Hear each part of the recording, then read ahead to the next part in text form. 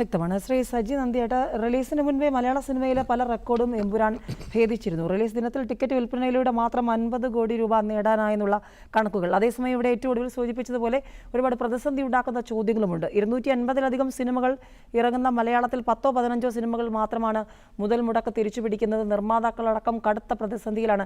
Theatre ഉടമകളെ സംബന്ധിച്ചും ആശങ്കയുടെ കണക്കുകൾ ഉണ്ടെന്നുള്ളതും കേരളം കാണുമ്പോൾ എന്താണ് താങ്കളുടെ നിലപാട്? ഈ ഒരു പുതിയ പ്രതീക്ഷ എമ്പുരാൻ, അതിന്റെ ആവേശം ഒപ്പം ഈ പ്രതിസന്ധിയെ മറികടക്കാൻ?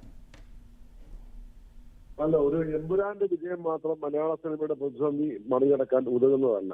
എമ്പുരാൻ വിജയിക്കുന്നു എന്നുള്ളത് നല്ല കാര്യം. എമ്പുരാനെ പോലെ മറ്റ് സിനിമകൾ വിജയിക്കുമ്പോൾ മാത്രമാണ് സിനിമ എന്ന് പറയുന്ന മാധ്യമത്തിന് പണം മുടക്കുന്നവർ സന്തോഷം അനുഭവിക്കുന്നത്. അല്ലെങ്കിൽ ആ ഇൻഡസ്ട്രി വിജയകരമായി എന്ന് പറയുന്നത് എല്ലാവരും ഒരുപോലെ സന്തോഷിക്കുമ്പോഴാണ്. ഇവിടെ സിനിമ ഇന്നത്തെ കാലത്ത് 90കളിലെ സിനിമകളിൽ നിന്നും 2024-25 സിനിമയിലേക്ക് വരുമ്പോൾ സിനിമകളുടെ പരാജയത്തിന്റെ പ്രധാന കാരണങ്ങൾ പലതുണ്ട്.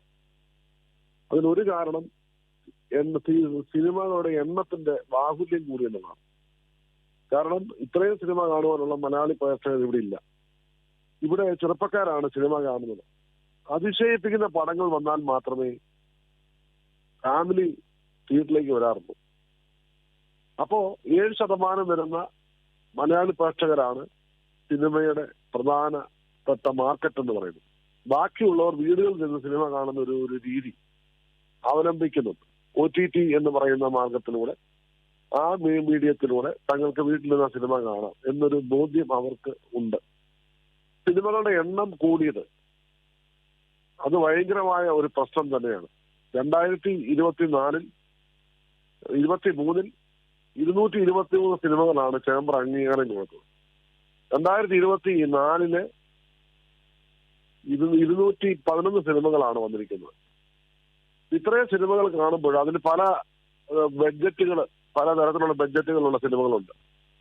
എല്ലാവരും സിനിമ എടുക്കുന്നത് സിനിമ ഹിറ്റാകാനാണ്. പക്ഷെ നിർഭാഗ്യവശാൽ ചില സിനിമകൾ മാത്രം ഹിറ്റാകുന്നു. അടുത്തുള്ള നിർമ്മാണ ചെലവ് ഭയങ്കരമായി കൂടുകയാണ്. അതിൽ ആർട്ടിസ്റ്റുകളുടെ തേജസ്സുണ്ട്, ടെക്നിക്കൽ സൈഡിൽ നിന്നുള്ള തേജസ്സിന്റെ വർധനവുണ്ട്, ഷൂട്ടിംഗ് ഡേയ്സ് കൂടുന്നതുണ്ട്. അങ്ങനെ പല കാരണങ്ങൾ അതിനുണ്ട്. കണ്ടന്റ് എന്ന് പറയുന്നതിലേക്ക് പണം പൂർണ്ണമായും കേന്ദ്രീകരിക്കപ്പെടുന്നില്ല. അപ്പൊ ക്വാളിറ്റിയുള്ള സിനിമകൾ നിർമ്മിക്കപ്പെടാതിരിക്കുന്നത് സിനിമയുടെ ഇന്നത്തെ ഒരു ദുരവസ്ഥയ്ക്ക് കാരണമാണ്. പിന്നെ തിയേറ്ററുകളുടെ അവസ്ഥ വളരെ മോശം, നിർമ്മാതാക്കളുടെ അവസ്ഥ വളരെ മോശം, സിനിമാ വിതരണക്കാരുടെ അവസ്ഥ വളരെ മോശം. അപ്പോൾ സമരത്തെ കുറിച്ച് മുമ്പ് ഇവിടെ സൂചിപ്പിക്കുന്നത് കണ്ടു. ജൂൺ 1 മുതൽ സമരം വേണോ തീരുമാനിക്കാനുള്ളത് സർക്കാരിന്റെ വിട്ടുകൊടുത്തിരിക്കുകയാണ്. സിനിമാ സമരത്തിന് സൂചനാ സമരം നടത്തുവാൻ ഞങ്ങൾ ആഹ്വാനം ചെയ്ത സമയത്ത് അത് പാടില്ല, നിങ്ങൾ ഞങ്ങളോട് ചർച്ച ചെയ്യണമെന്ന് ആവശ്യപ്പെട്ടപ്പോൾ, ബഹുമാനപ്പെട്ട സാംസ്കാരിക വകുപ്പ് മന്ത്രി ആവശ്യപ്പെട്ടപ്പോൾ ഞങ്ങൾ എല്ലാവരും അവിടെ ചെന്നു. അദ്ദേഹത്തോട് ഞങ്ങളുടെ ആവരാധികളും ആവശ്യങ്ങളും ഞങ്ങൾ പറഞ്ഞു. വളരെ അനുഭാവപൂർവ്വം അദ്ദേഹം അത് പരിഗണിക്കാമെന്ന് പറഞ്ഞ് മറ്റു വകുപ്പ് മന്ത്രിമാരെ വിളിച്ച് ചർച്ച ചെയ്ത് പരിഗണിക്കാമെന്ന് പറഞ്ഞിട്ടുണ്ട്. അതിന് 2 ആഴ്ചയ്ക്കുള്ളിൽ റിപ്പോർട്ടുകൾ സമർപ്പിക്കാൻ വിവിധ വകുപ്പ് മേധാവികളോട് അദ്ദേഹം നിർദ്ദേശിക്കുന്നത് ഞങ്ങളുടെ മുമ്പിൽ വെച്ചാണ്. അതിനുള്ള ഡേറ്റാസ് ഞങ്ങൾ കൊടുത്തുകൊണ്ടിരിക്കുന്നുണ്ട് ഇപ്പോഴും.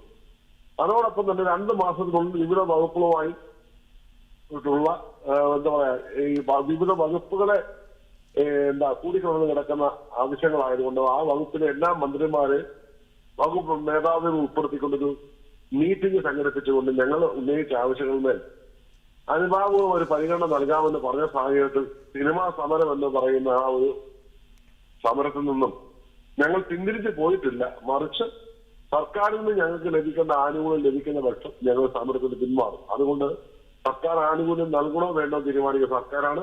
അതിന്റെ അർത്ഥം സിനിമാ സമരം വേണോ വേണ്ടോ തീരുമാനിക്കാനുള്ള ബാധ്യത സർക്കാരിലേക്ക് എത്തിച്ചേർന്നിരിക്കുകയാണ്. ഇനി അടുത്തത്, ഇന്ന് സിനിമ എന്ന് പറയുമ്പോൾ നമുക്കറിയാം ഇന്നത്തെ പ്രേക്ഷകരുടെ അഭിരുചി മാറിക്കഴിഞ്ഞിരിക്കും. ഇതൊക്കെ കാരണം കൊറോണ സമ്മാനിച്ചതാണ്. മനുഷ്യന്റെ വിരൽത്തുമ്പിൽ ലോക സിനിമകള് മൊബൈലിലൂടെ കാണുന്ന ചെറുപ്പക്കാര് മലയാള സിനിമ എന്ന കൊച്ചു സിനിമയെ, പ്രാദേശിക സിനിമയെ ആ തരത്തിലേക്ക് അത്ര വലിയ സിനിമകളുടെ ഒരു ഇതുമായിട്ട് കമ്പയർ ചെയ്യാൻ തുടങ്ങി. അപ്പം നമ്മൾ പുറകോട്ട് പോകും. കാരണം നമുക്ക് ബഡ്ജറ്റ് കുറവാണ്. ഇംഗ്ലീഷ് സിനിമകളോ മറ്റ് ബോളിവുഡോ എടുക്കുന്ന തരത്തിൽ നമുക്ക് എടുക്കാൻ സാധിക്കില്ല. അതിനൊക്കെ പരിമിതികളുണ്ട്. അപ്പോ ഇത്തരത്തിൽ പ്രേക്ഷകരുടെ അഭിരുചി മാറുന്നതനുസരിച്ച് മലയാള സിനിമ മാറേണ്ടിയിരിക്കുന്നു. അല്ലെങ്കിൽ സിനിമ എന്ന് പറയുന്ന മാധ്യമം വൻ വിപത്തിലേക്ക് വീണ്ടും മൂക്കുകുത്തും. സാമ്പത്തികമായ അവസ്ഥ ഏറ്റവും കൂടുതൽ ബാധിക്കുന്നത് പ്രൊഡ്യൂസറെയാണ്. വ്യക്തമാണ്. സിനിമയിൽ പണം മുടക്കുന്ന പ്രൊഡ്യൂസറാണ്, പിന്നീട് പണം മുടക്കുന്ന ഡിസ്ട്രിബ്യൂട്ടറാണ്, പിന്നെ പണം മുടക്കുന്നത് തിയേറ്ററുകാരാണ്. ഈ മൂന്ന് കൂട്ടരെ മാത്രമേ ഇത് ബാധിക്കുകയുള്ളൂ.